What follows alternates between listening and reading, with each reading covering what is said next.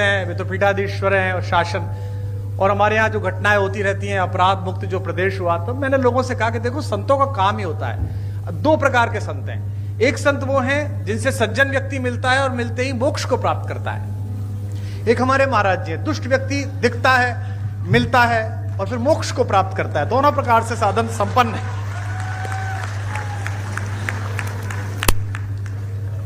और आवश्यक भी है, क्या करें, देश ऐसी स्थिति में आ गया है।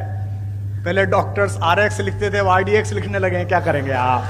तो ऐसे समय तो बहुत आवश्यक है। आदरणीय रक्षा मंत्री जी ने बड़ा उल्लेख किया। मेरा सौभाग्य रहा कि अटल जी की कृपा, उनका स्नेह मुझ पर भी रहा, और वो लगातार अपने घर पर एक गोष्ठी करते थे जिसमें रक्षा मंत्री जी की उपस्थिति होती थी, आदरणीय दिनेश भैया की उपस्थिति होती थी। तो पार्टी के सभी लोग बैठे हुए हैं आज यहाँ पर, बहुधा पार्टी के ही लोग हैं।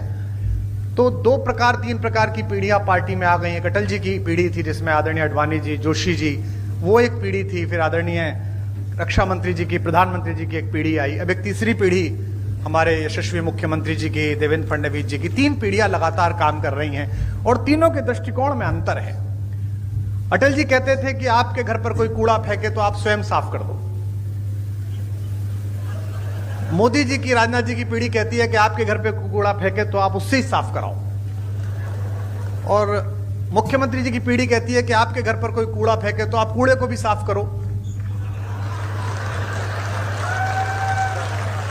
आप में से कुछ कम लोग समझे, इसके लिए मैं आपका आभारी हूं।